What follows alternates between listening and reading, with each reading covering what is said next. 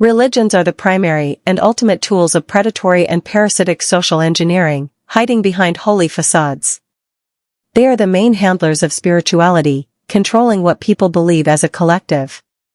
Through this control, they shape the very fabric of the reality we live in. Collective beliefs form the foundation of our shared reality, and these beliefs are heavily influenced by religious systems.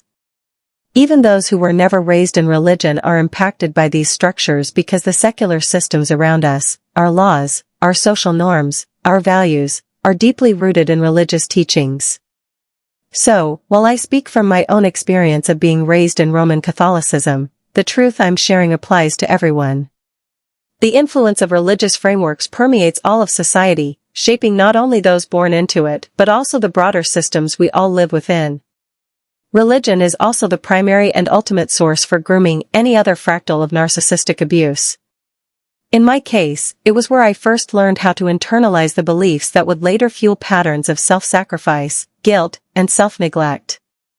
It's the first place I encountered the concept of giving everything, of making myself invisible, of ignoring my own needs for the sake of others. And from there, this pattern seeped into every other area of my life. Religion, through its ideals of self-sacrifice and martyrdom, set the stage for the narcissistic abuse I later encountered from others in the world. The messages were clear: you are only valuable when you give, you are only worthy when you serve, and your pain is noble if it serves a higher purpose. From my own experience, having been raised in Roman Catholicism, I've come to understand how deeply the teachings of self-sacrifice, martyrdom, and selflessness were ingrained in me. As a child, I was taught that figures like Jesus, Mary, and the countless saints were the ultimate examples of virtue, that their suffering and sacrifice were the highest expressions of righteousness. I remember hearing stories of Jesus on the cross, Mary at the foot of it, and the martyrs enduring horrific deaths, all framed as acts of love and nobility. But the deeper I've looked into this, the more I realize these teachings serve a much darker purpose. The truth that slowly became clear to me is that these stories are not just tales of virtue, they are tools of control. The focus of these religious teachings isn't on the natural flow of human energy, but on an outflow, an endless giving, with no return. The idea of sacrifice, the ritual of the sacrificial lamb, became central to this manipulation. Jesus is portrayed as the ultimate sacrifice, the perfect example of giving everything for others. But what does this really mean? It's not just a spiritual symbol, it's a systematic effort to drain individual energy. To create a pattern of self-sacrifice that harms the individual, and in turn, weakens the collective. The sacrificial ritual, rooted in religious and social systems, dilutes our true human essence. It tweaks the organic energy within us, suppressing the natural power that comes from simply being ourselves. We are told that our worth comes from what we give away, not from what we build or nurture within ourselves. It's as if the more we give, the more virtuous we become. But in reality, the more we give, the more we lose ourselves, our vitality, and our potential. And the most insidious part of this system is the promise of rewards after death. We're taught to endure suffering in this life, because, in the afterlife, there will be eternal reward. This is future faking, emotional manipulation. We are told that our pain, our sacrifice, and our selflessness will pay off eventually, but only if we keep our faith, keep serving, and keep suffering without questioning the system. But the truth is, that future never comes. As I started to reflect on my upbringing and these ingrained beliefs, I began to understand how this system shapes us. We learn to fix, to help, to sacrifice, to focus on others to the detriment of ourselves. It's a cycle that forces us to put ourselves last, to constantly give and give, until we are drained and empty. The fixer and helper patterns are born from this.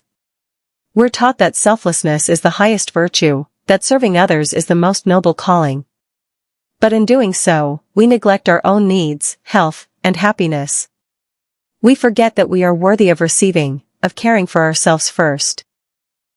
But here's the truth I uncovered: keeping our energy for ourselves, focusing on fixing and healing our own selves, is what creates true human essence. When we stop trying to save others, when we stop acting as saviors and fixers, we begin to radiate energy that affects the world around us, without even trying. Our true human essence vibrates simply by being who we are, even in isolation.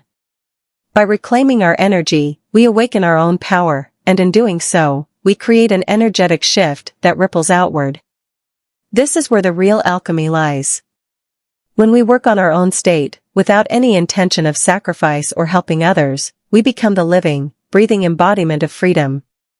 And that energy of freedom, that self-empowerment, naturally awakens others, not because we're trying to change anyone, but because we show them another way. But there's a catch. Because these beliefs are so deeply ingrained in us, and because they're collective, they create a system where everyone is, consciously or unconsciously, acting for the benefit of that system. People are conditioned to keep feeding the system with their sacrifices, their energy, and their service. This creates a world where those who see through it, those who realize that self-sacrifice isn't virtuous, that focusing on oneself isn't selfish, are cast out. They are labeled narcissists, outcasts, bad people. The system works to protect itself by demonizing anyone who challenges its rules or refuses to conform. The system thrives on the collective belief that sacrifice is noble, that selflessness is the ultimate virtue. But when someone breaks free from that conditioning, when they choose to focus on their own well-being, they are immediately labeled as bad or selfish. It's a way to protect the system, to maintain its energy flow, and to prevent anyone from stepping out of line. And here's the ultimate truth: the system's true winner is God, the figure portrayed as the holiest, the most righteous, the embodiment of all that is perfect. The entire system is built to feed him, to use human suffering, pain, and sacrifice to build a framework that benefits him alone. While everyone else suffers, he receives the praise, the admiration, and the glory. He demands sacrifice, he controls the narrative of suffering and reward, yet remains untouched by the pain of others. God, as the ultimate narcissist, manipulates with guilt, blame, and lies. He feeds off the sacrifices of others, keeping them trapped in a cycle of giving, while he remains above it all, always receiving, never giving. The figures of Jesus, Mary, and the saints, they are not just revered. They are unconsciously used to lead others into giving away their energy, setting a good example that encourages more sacrifice, more suffering. But the real freedom lies not in serving God or the system. It lies in reclaiming your own power. In focusing on yourself. In rejecting the narrative that you must sacrifice to be good. The truth is, the more we give to others, the less we have for ourselves, and the more we feed a system that doesn't care about us. The real shift happens when we stop sacrificing our energy for an illusion, and start investing that energy into ourselves, into our own well-being and personal growth. And when we do this, we break free. The energy of true freedom radiates outward, awakening others, not through sacrifice, but through the example of personal empowerment. This is where change begins, not in giving everything away, but in reclaiming everything we are.